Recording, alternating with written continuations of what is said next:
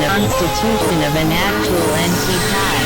I impression, D in normal physical feeling, E in conceptual feeling, E in coherent feeling. R250 is the addition of diverse supplementation. The essence consists in the adjustment of subjective importance by functioning of subjective origin.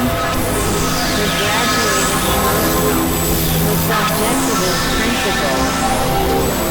165 is constituting itself by reference to the physical data, data all references usually refer to such supplementation in which the addition of is the minimum, whereas references to emotion supplementation complicated by profuse addition of diverse eternal objects. Supplementary feeling is emotional and purposeful. Subjective appropriation of the objective data. Supplementary feeling that it does not challenge its initial phase of any reference to incompatibility. The stages of the subjective expression of eternal objects involve essential compatibility. Inevitable continuity of functioning. Each stage carries in itself its successor, and each succeeding stage carries in itself the antecedent out of which it arose.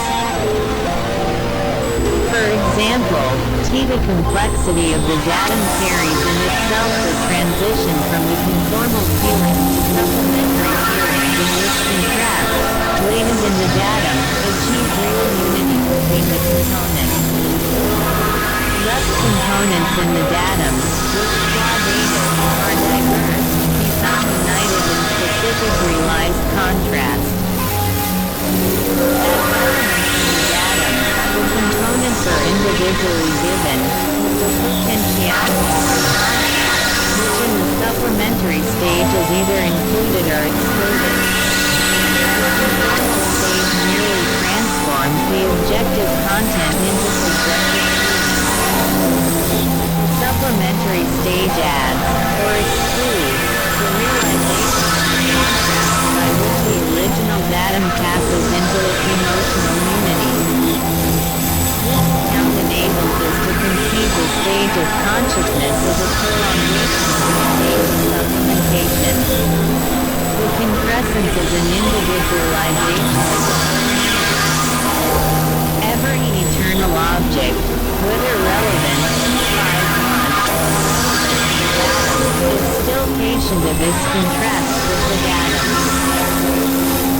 The process by which such contrasts are admitted or rejected involves feeling, and consciousness is evidently only a further exhibition of this stage of supplementary feeling. Conceptual feelings do not necessarily involve consciousness. This point is elaborated in detail in Part 3. Explanation, contrast, has appeared as the general case, while identification is a subspecies arising when one and the same eternal object is contrasted in its two modes of functioning. Feeling are constituted by the realization of specific modes of diversity and identity, the realization also involving an adjustment of intensity with relevance.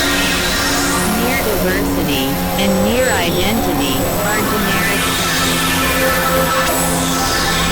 components in the constitution of a natural entity specifically diverse and specifically identical by reason of the definite potential contrast of the implicated eternal object, and by reason of the definite self-identity of each eternal object.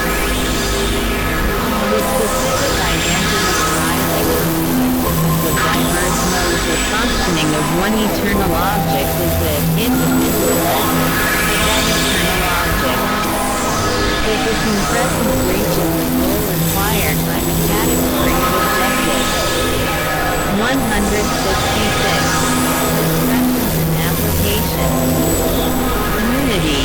that in any subject one entity is one.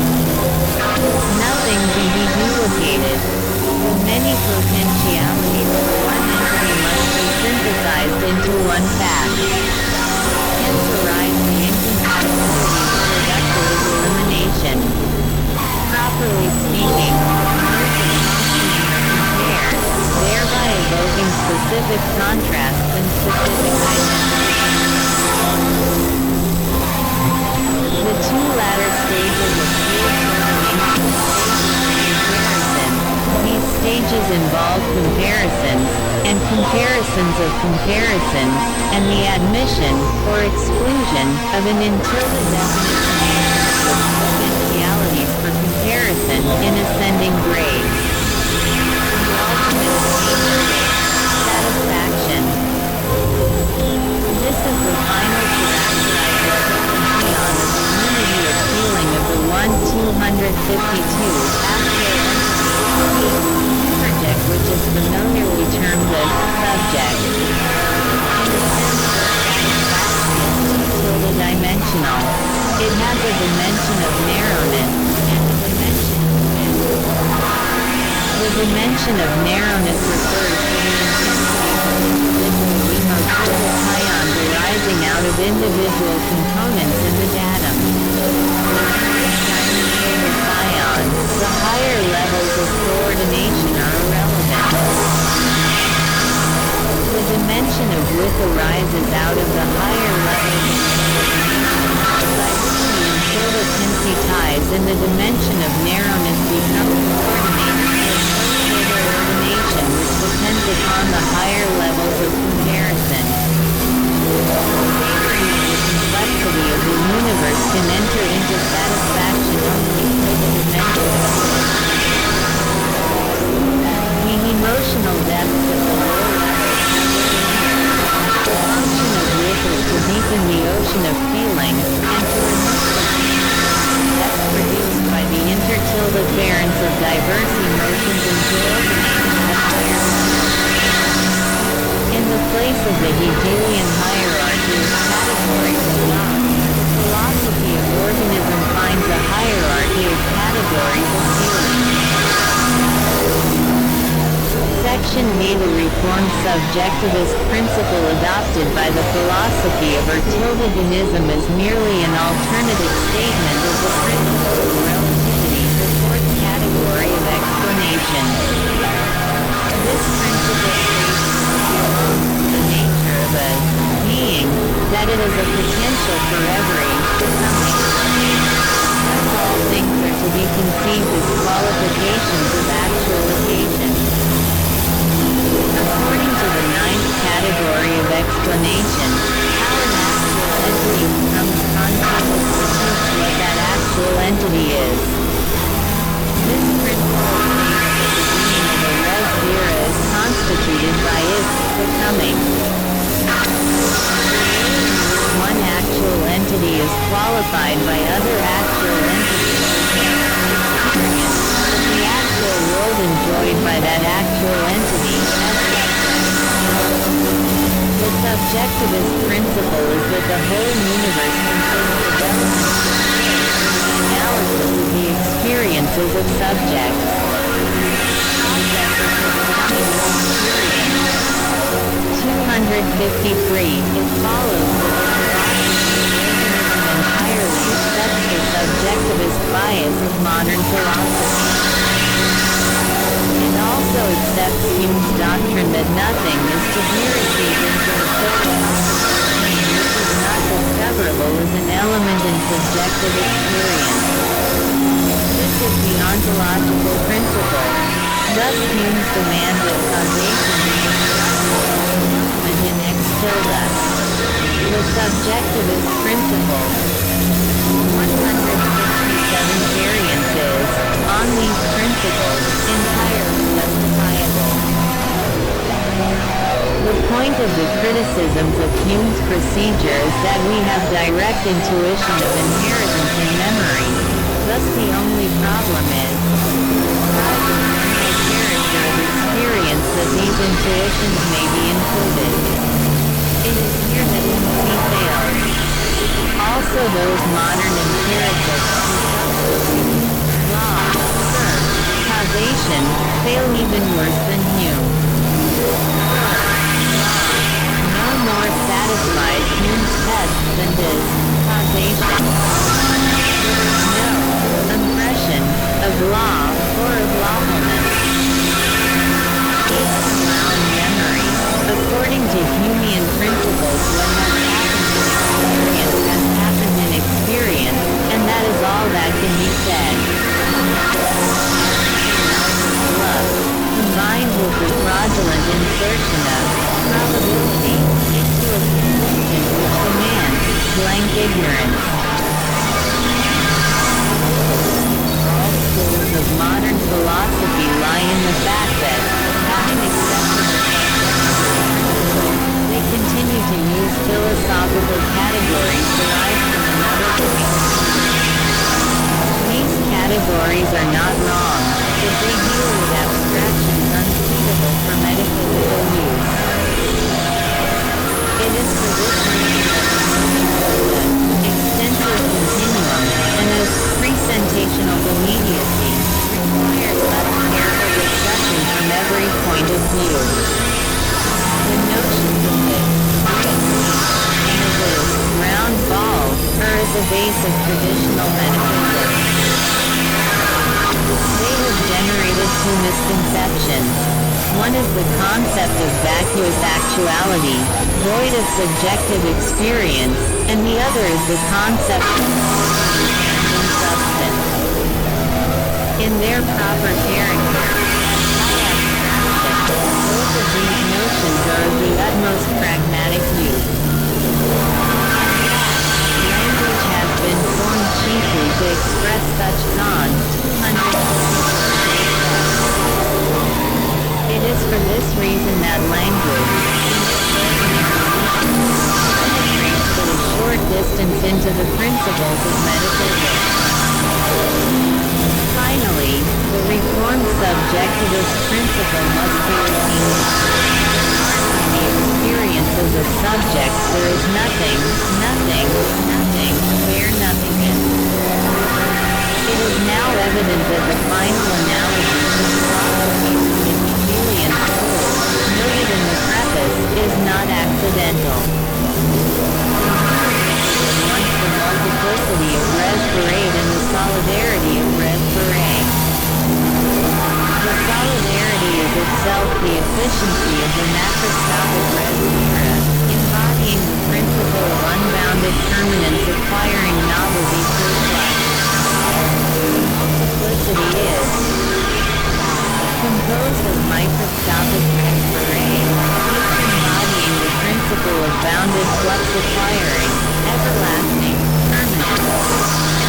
On one side, the one becomes many, and on the other side, the many become one. But what becomes is always the res mira is the development of a subjective aim. Development is nothing else than the Hegelian development of an idea. The elaboration of this aspect of the philosophy of the purpose of obtaining an interpretation of the religious experience of mankind. In part 5 of these lectures.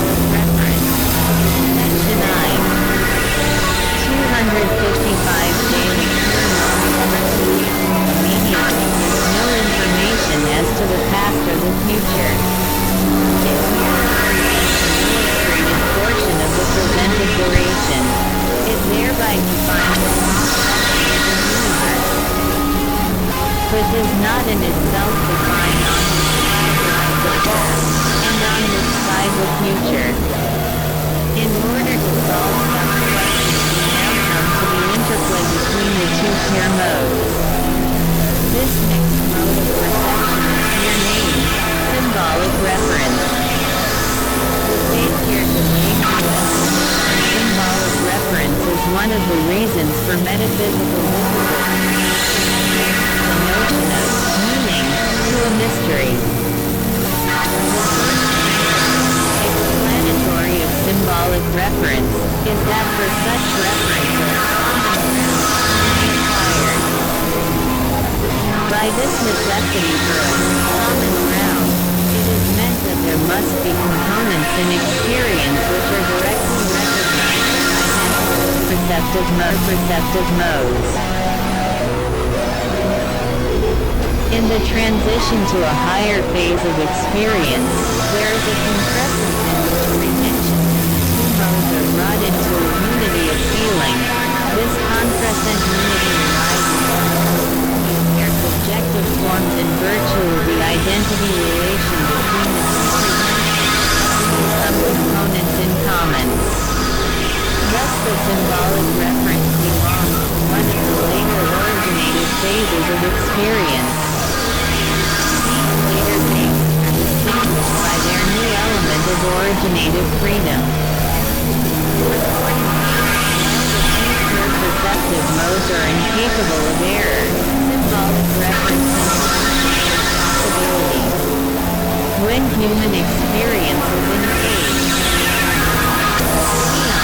For our 256J section, almost always leads perception in the mixed mode of symbolic reference.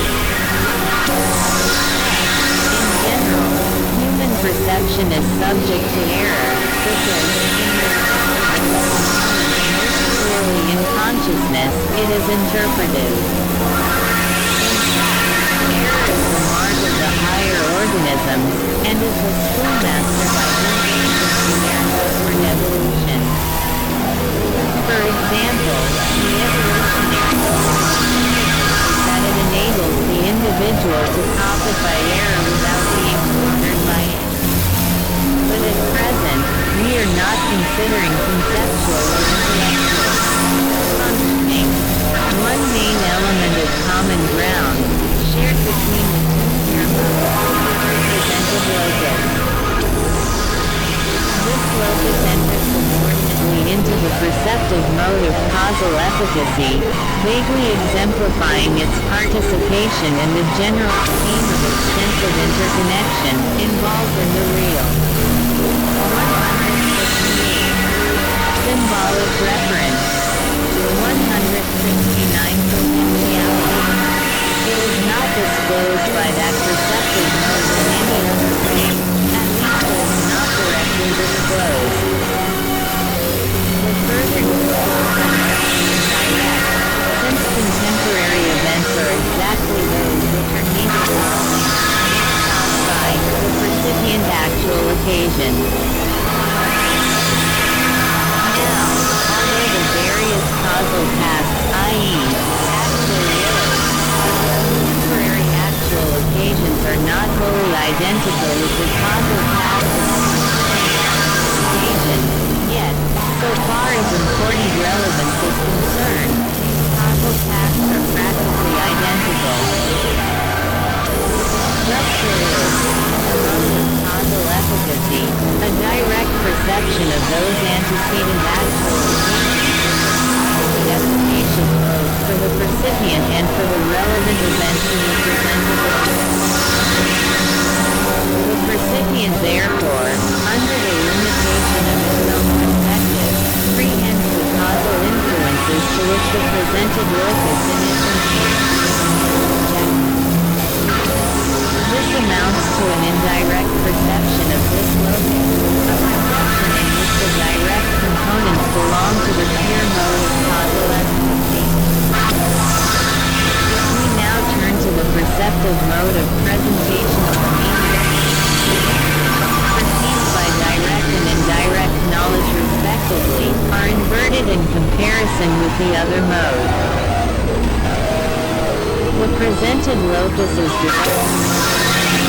demonstrated by the sensa, while the causal path and the other contemporary events are only indirectly perceived by means of relations to the presented locus. It must be remembered that the presented locus has its fourth dimension of temporal thickness, spatialized, species present with the recipient.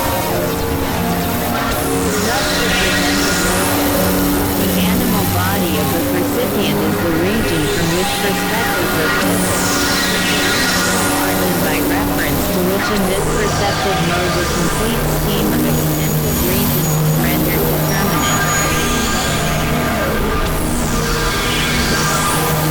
Respective roles of the two perceptive modes in experience are aptly exemplified by the fact that all scientific observations, such as measurements, determinations of relative spatial position, determinations of sense data such as colors, sounds, taste, smells, temperature feelings, touch feelings, etc., remain in the perceptive mode of presentational immediacy, and if great care is exerted to keep this mode pure, that is to say, devoid of symbolic reference to causal efficacy.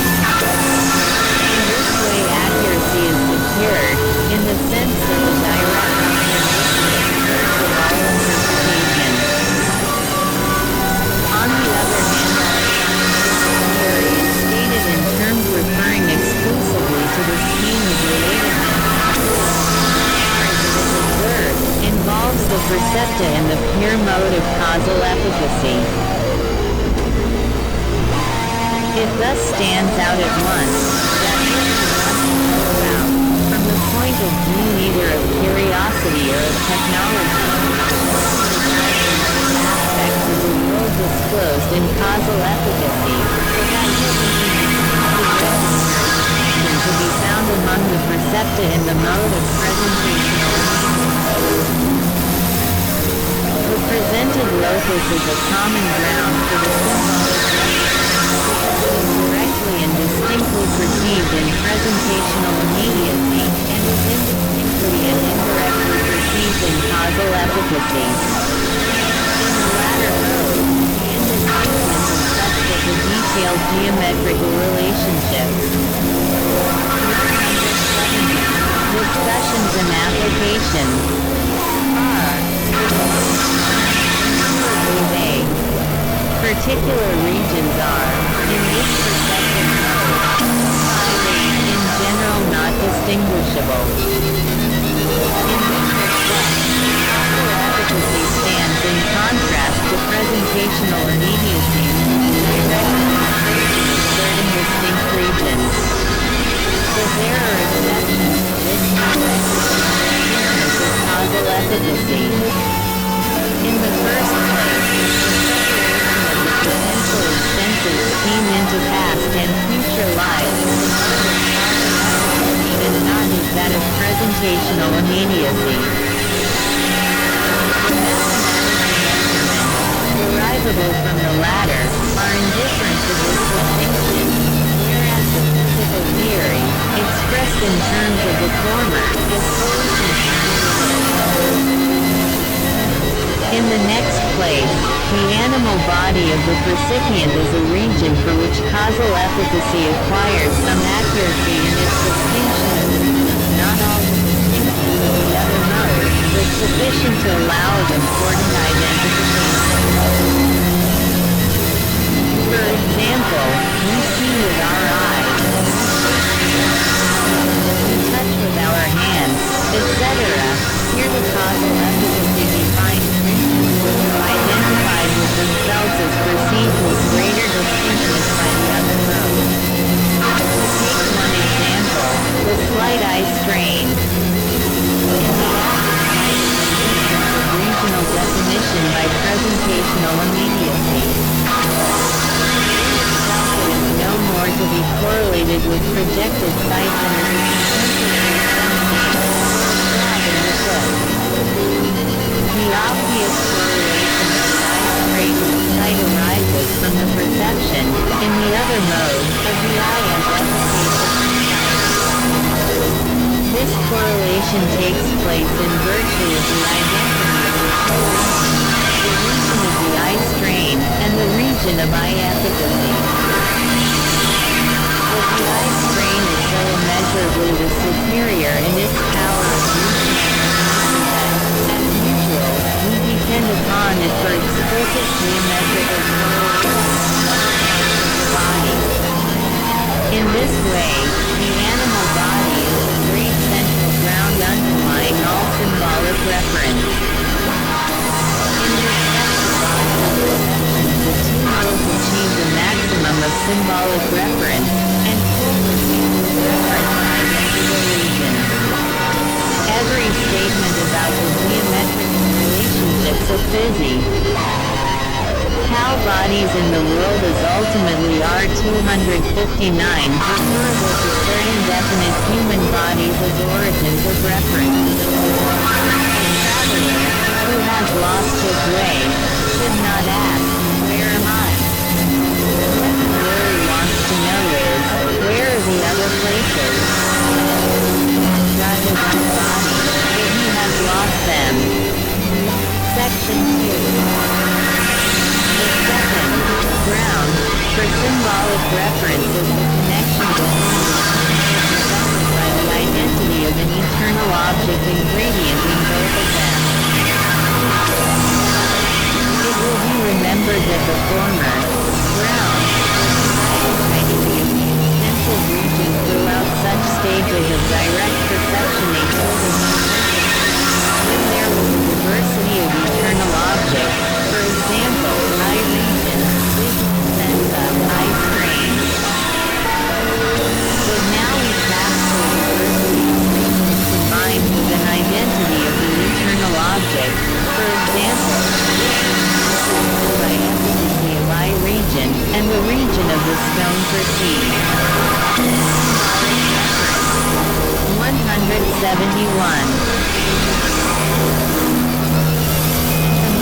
Presentational immediacy under the illustration of the same key in this connection then, make-believe, character of modern empiricism by putting into juxtaposition two widely separated passages, one from impressions may be divided into two kinds, those of sensation. The first kind arises in the soul originally, purpose, causes, and, if it be perceived by the color.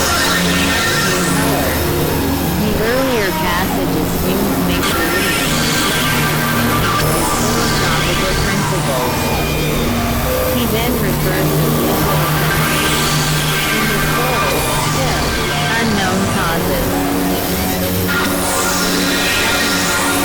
The heat of argument elicits with real conviction everybody's real sensations arise, by the eye. The causes are not of him, unknown, and among them there is usually to be found the efficacy. If Hume had stopped to investigate the alternative causes of the occurrence of visual sensations, for example, eyesight, might have hesitated in his 260J profession of ignorance. If the causes be indeed unknown, it is absurd to bother about eyesight and observation. The reason for the existence of oculists and prohibitionists is that various causes are known. We can now complete our account of presentational immediacy. In this perceptive mode the sensa are given. But this donation is not to be ascribed to the spatial object which is thereby the stone, for example. Now it is a primary given by reason of the actual entities from the settled past. They therefore take objectifications this donation is to be ascribed.